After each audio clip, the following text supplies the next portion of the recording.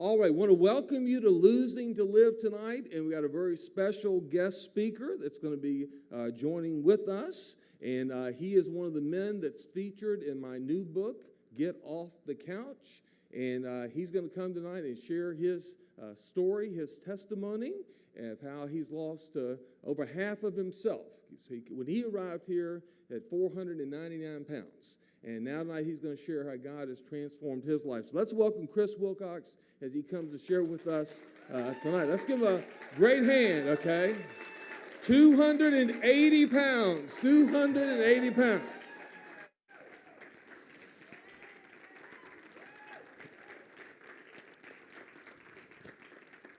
And I've seen those pictures of Olivia, and he's not lying. Not that Pastor Steve would ever lie, but definitely it is the most beautiful baby. Congratulations. So it's good to be back at Capital Baptist Church. Man, first thing I want to do, though, is I have to throw a shout out to Mike and Nadine and the Tough Tomatoes. 2 years ago when I got here, Mike and Nadine, the things I learned in your class have changed my life. God bless you. Thank you for everything. My name is Christopher David Peter Wilcox. Okay, I have that extra name thrown in there, Peter, because I was raised and confirmed in the Catholic Church. Funny thing about the Catholic Church is they never told me what to do with that extra name, and I don't want to go to hell, so I throw it out there. All right? I want to talk to you about it's time that you let the world see who you really are, okay? All right, here's what's going on. I've lost 280 pounds, and how did I do that? 1 pound at a time. Okay? Well, that doesn't really tell you anything, does it? Okay, so how I lost 280 pounds was I trusted God. Okay, 280 pounds. I've done it by using the book that you probably all have by your side, Bod for God. The principles in there outline it, and I'm going to tell you the big picture of how all that works together. And if you have been not buying into the program, if you're not sure, I'm here to tell you it works. Okay, 280 pounds. Most of us, I think, when we struggle with weight issues, it's a confidence issue. And the more weight you lose, the more your weight goes down, the more your confidence goes up. And we're going to talk about that a little bit and maybe give you guys some inspiration to move forward. There is nothing extraordinary about me or what I have done. Nothing. 280 pounds, big deal. I never could have done that, though, had I not placed my trust in God. Okay? And that's what's extraordinary, the way he has been so faithful to me on this journey, the way he has guided me and given me encouragement when I needed it, when he's helped me fight temptation when I needed to fight temptation. That's what's truly amazing. I have people all the time coming up to me and asking me, how'd you do it? How'd you do it? And part of honoring God, I think, is my ability to say that I've trusted God. And so that's my testimony. That's kind of what I'm into now. Sometimes a visual is more important than all the speechification I could do for you. So here's what I'm going to show you. This belt, you can see the notches on the end are okay? Check this out. This goes more than halfway around me. So I am half the man that I used to be. But you know what? I'm leading a richer and fuller life than ever. I thank God every day when I wake up, just the new life I have. I used to miss a lot of life.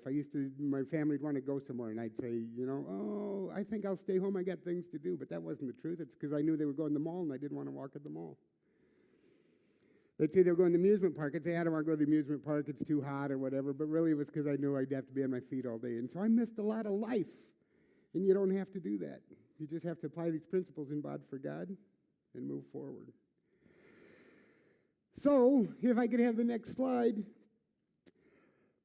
We've all tried this stuff. We've tried the unsustainable food diet plans, the Atkins diets and stuff. And then when that's over, what do? We've tried the extensive retail plans, where you buy the box meals. What do you do when you're done buying the meals? We've tried medically monitored diets, maybe most of us. That's expensive. I even had the gastric bypass surgery. Okay, I lost 120 pounds. 2003, I had the surgery. It was going great, but then by 2009, I was back up to 450. Ate right through it.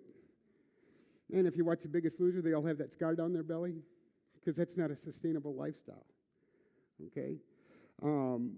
if you want to end the disappointment, the despair, the heartache that comes with being overweight, you have to change your lifestyle. It's the only thing you can do. Pastor Steve tells you about it every week. Listen to the man. Dedication slide. When I started losing weight, one of the first things I had to do was get a new scale because the old one was getting hard to read. Couldn't see it over my big belly, right? I went shopping for a scale, and I found these scales. They have talking scales now. I was so excited. I got it, and I went home. I'm setting it up in the bathroom, and I realized I bought the wrong one. The scale I bought didn't speak English. I know that because when I stepped on it, it said, "Ay, caramba." That was rough. That was rough. You know, dedication, how do we honor God with our body? You know, that's significant. How did we get to be overweight? You know, most of us maybe know how, but we don't know why, right? Nothing we've done has worked out. You know, we've tried everything, but none of it's worked. What you got to do is you got to admit you're powerless over food because we are, or how we wouldn't have got this way. But if you haven't said this prayer, I want you to say it tonight. Say, God, make it easy for me. Man, he'll be faithful. I've never felt like I was on a diet since I started doing the Bod for God program. I've never felt like it was too much of a burden. You know, God's been faithful on that, and he'll do that for you. You just have to trust him with it. You know, I'll never forget, one day we were sitting around the house after I got started on this, and this Old Navy commercial came on. And I don't know what it is about Old Navy commercials, but they're always super happy, and they're always having fun. And for some reason, that commercial struck me, and I said, someday I'm going to be able to buy my clothes at Old Navy. Man, the whole family burst into laughter, you know, and I laughed with them, but there was something kind of painful about that because, you know, I mean, this is one of the biggest retailers in the nation, and they didn't think it was worthy to keep clothes my size because I was that big, you know, there just weren't that many people out there like me. And so now I can buy my old clothes at Old Navy, but I buy my clothes at Macy's because the Old Navy ads kind of still upset me. So take that, Old Navy. No, Old Navy has fine clothes. I don't want to get in any trouble with them. And so how does Bod for God work for me? It's the lifestyle. It's the acrostic that you guys hear every week. D-I-E-T. D is for dedication. I is for inspiration. E is for eat and exercise. And T is for tame. That's so ingrained in me, I think I say it in the middle of the night. Do I, honey? You know? This is my second time on a pulpit today. This morning I announced that we're launching the third season of Bod for God at the church I go to. And it's exciting to share this and go forward because it's such a great program. But we go through the diet, the dedication, motivating yourself for change. It's been a wonderful thing. Oh, I'm sorry. Yeah, back up one. That's me at 499 pounds. Man, I never want to go back there again.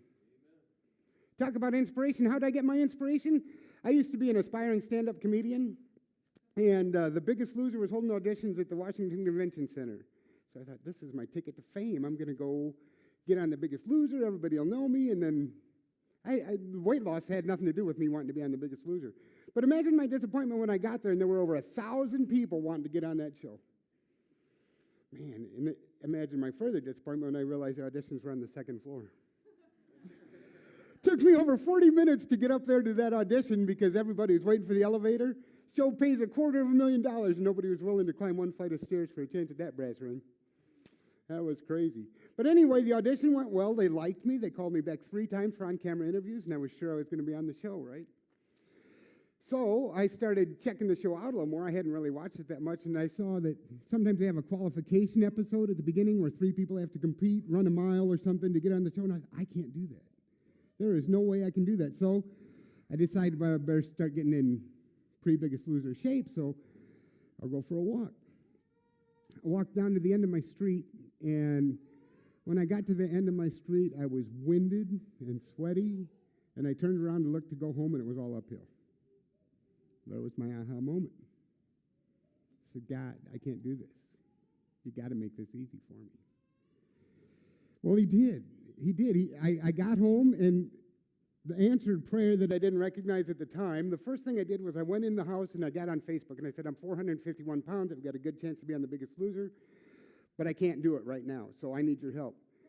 Man, we all have fit friends, right? My friends started telling me, tell me if this stuff sounds familiar. Drink a lot of water. Eat 5 times a day. Change the type of food you eat. Don't eat processed food and fast food.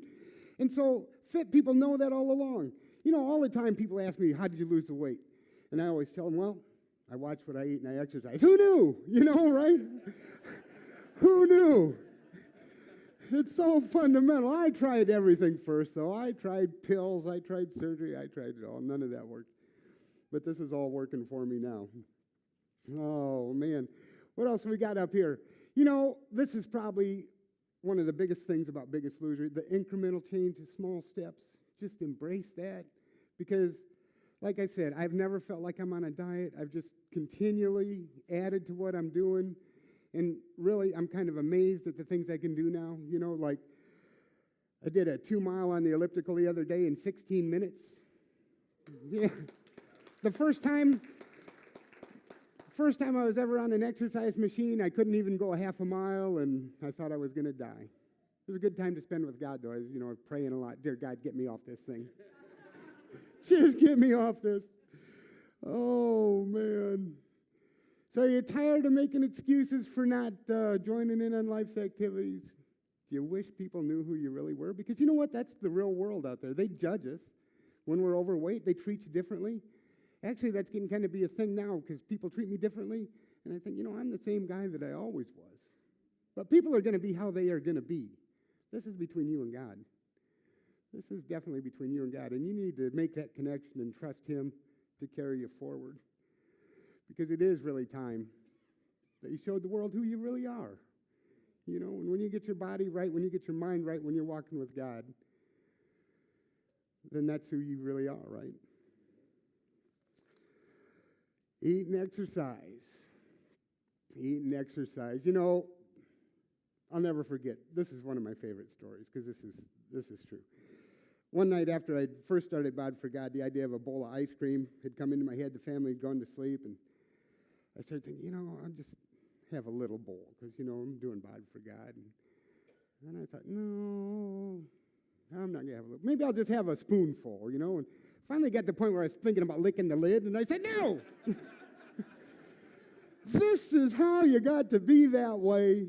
You can't do that. But, we've all, once you get the idea of eating something when you shouldn't, it's kind of hard to get rid of it. So I started thinking for healthier alternatives. There was a piece of chicken breast left over, and I thought, maybe I'll have that, and then I'll go to bed. That's lean protein. That'll be good for me. And I went through all these same arguments, and pretty soon I said, no, you can't be eating a whole chicken breast at 11 o'clock at night. You already had your dinner. But, man, the slippery slope. Started thinking about the celery and the crisper. Went through all the same arguments, and finally I just decided, no, I'm not going to eat that because celery tastes like crap. Definitely not going to do that. Oh, man. Those arguments we have with ourselves, But you know what? We can all do all things through Christ who strengthens us, right? So when you're having those moments, cling to that. Man, it'll get you through. Oh, eat and exercise. This is where the rubber hits the road, right? That's me at $4.99. That's me at $2.30 down below.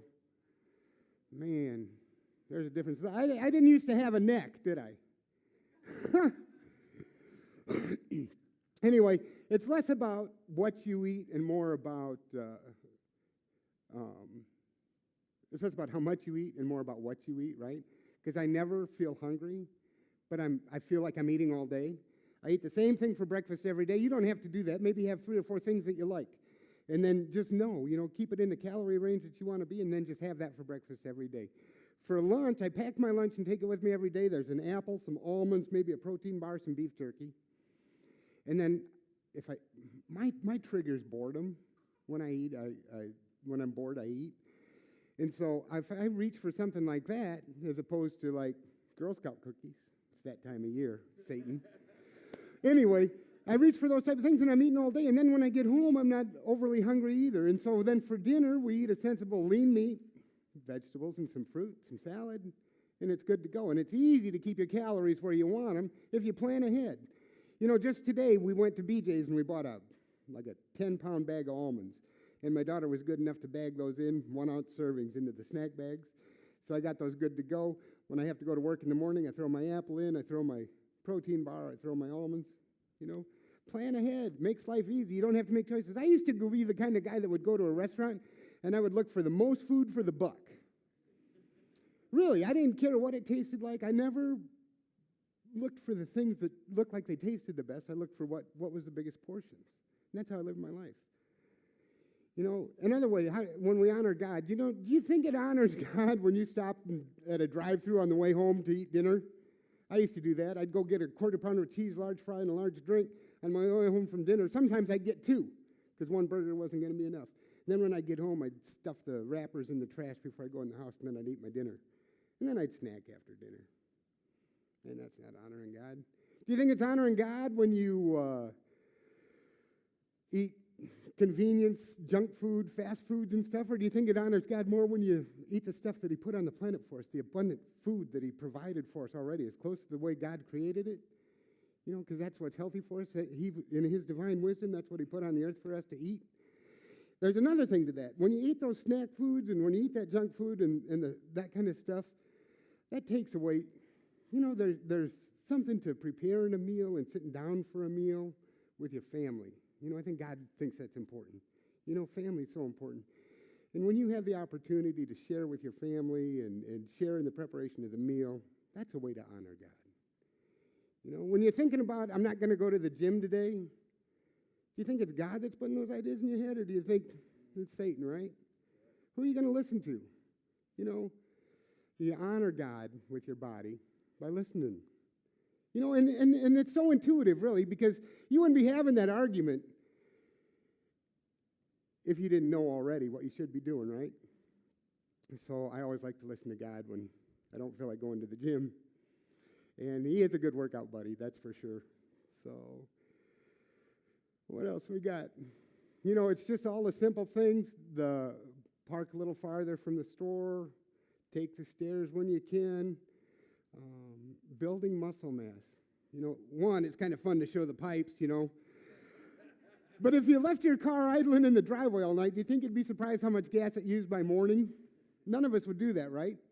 But when you go to the gym, when you build muscle mass, when you're sleeping at night, by the end of the week, it's going to be 1,000, 2,000 calories you burn just by sleeping.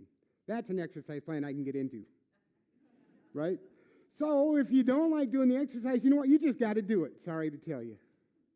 But that's just a fundamental thing. That and the water, you got to do the water. I used to be one of those 6-pack of sodas a day guys.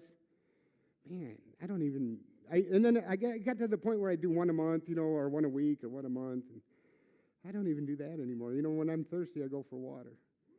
Pastor Steve used to tell the story, probably still does, about, there's people that when they get hungry, they reach for a bug or a snake or something like that, because that's what they're used to eating. Well, you can retrain yourself, you can train yourself to eat the things that are good for you. And, a juicy apple, give me that over a cookie or donut any day. And then those foods that I used to just not be able to say no to, every time I go ahead and indulge in one, it's just never even close to what I remembered, because I've trained myself different. It's a lifestyle. So, team, building your circle of support. God, this is the big one, right? This is so important. First guy on my team is God, that's for sure. Because when you're doing stuff you don't want to do, when you're in the gym and when it's hard and when you don't feel like being there, talk to God. I pray all kinds of crazy prayers. God, just distract me from this. Help this time to pass. And he does. I've had times where I got arthritis in my knees and I've been having pain in my knees and I say, God, take this away. And you know what? Instantly. That almost made me cry. I fell off the bike. I couldn't believe it. So he's faithful. You just got to count on him. You got to depend on him. Maybe the team slide. I like to take the team element into the whole acrostic again. I have a dedication team. That's my accountability buddies. That's what I call them. Those people that know what I'm doing. They've seen my success. One of the things I did was when I went on Facebook, and I've continued to do that. You don't got to use Facebook. Your team can be anybody, but for me, it is Facebook. When I post on Facebook a picture, that of my weight loss, or I post my weight loss, and then I post when I go to the gym, and you get the feedback, the encouragement, and that's what you need to seek out and find. You need to find people that will lift you up and hold you up and help hold you accountable, because I don't want to ever go on Facebook and tell them I gained 5 pounds. God. I think I would just not post if that actually happened. But, I have just a core group of solid friends that not only got me started by giving me the tips and the advice that I needed, but they also encourage me. And they say I'm an inspiration, and I just have to say, no, it's you. You're encouraging me every step of the way, and that's a beautiful thing. Your inspiration team, that needs to be the people that love you the most, that care about you the most, maybe some coworkers. You need to count on those people. At first, it's tough because people don't like to see the change, They want the same fun, old, fat, jolly Chris, right, But after you start having some success, they start buying into it. It's so cool. I'm changing jobs. I start a new job tomorrow, but the old guys I worked with is just a great team of guys. And as I continued to lose weight while I was employed there, more and more of my fellow employees started asking questions and started buying into the program and started doing it. And I sent them all to Amazon to get Pastor Steve's book. I hope they all bought one. But it's a neat thing. It's contagious, And that's another way to honor God with your body. As you have success, it's important that you share it going forward, because people ask you how you're doing it, and when you can tell them that I can do all things through Christ who strengthens me, they might go, what? I never thought of that, It's a cool thing. My eat and exercise team, there's trainers, there's nutritionists, there's friends and family. There's websites. I think on my next slide I have some websites. If you can read them, Spark People, Fat Secret, CalorieCount.com. Those are all good. There's a million of them out there. But those things you just plug in any food item, any restaurant, and they'll load up the calorie count. You just click add, and it'll keep track of your calories. Spark People has all kinds of recipes and testimonials and encouragement and tricks and all kinds of good stuff. Calorie Count has, and they all have videos on exercise. That's a team. Google is your teammate, right? If you don't do it, YouTube. Every exercise you could ever imagine, it's how-to on YouTube. So those are great things. The media is good. I draw from so many resources, but all of it is outlined in the book Bod for God, okay? And Get Off the Couch. Those principles are time-tested, they're proven, and they'll work for you. People always say, if I can do it, you can do it. I used to hate it when people would say that. But man, if I can do it, you can do it. 499 pounds. You can't even imagine what that felt like. All I could really do was sit in my chair. That's the only time I was happy was when I was sitting in my chair. That was no way to live. That was no way to honor God. I couldn't get out of the basement to go honor God. And I think, you talk about spiritual gifts and things like that, and I always was searching for that too. The other thing I was always searching for was, why was I overweight? I never had anything traumatic in my past or anything that I could identify of why I overate. I just like to eat. And then, but with spiritual gifts, it was kind of the same thing. And then finally I discovered that living my life for Christ is my spiritual gift, because any opportunity, if people see something different in me and I have an opportunity to share what God's doing in my life, that's my spiritual gift. Just living my life the best I can for Him. And I pray every morning when I'm on my way to work, God, let Him see your love through me. And I worked with a real diverse group of guys of a lot of different kinds of faiths. But you know what? They knew. And we'd talk about it. And we'd compare religions. And I kept encouraging them. But I think I'm going to be greatly missed at that last place I worked. And I'm going to miss them. But I think it's because of the love of Christ that was in me that I shared with them that was so important. You know, we didn't get the way we were overnight, and we're not going to lose it overnight, but just keep working, chopping the wood in front of you, and you'll get there. One of the best things I took out of Bod for God also was in 6 months or a year or 5 years from now, is the person you are sitting there now the person you want to be? You know? For me, it wasn't. And I decided to do something about it, and you got to just do it now. Pray for God to make it easy for you. Trust God to help you through temptation. And let the world see the person that you really are. Thanks for your time, you guys. I appreciate it. You guys are doing a great thing.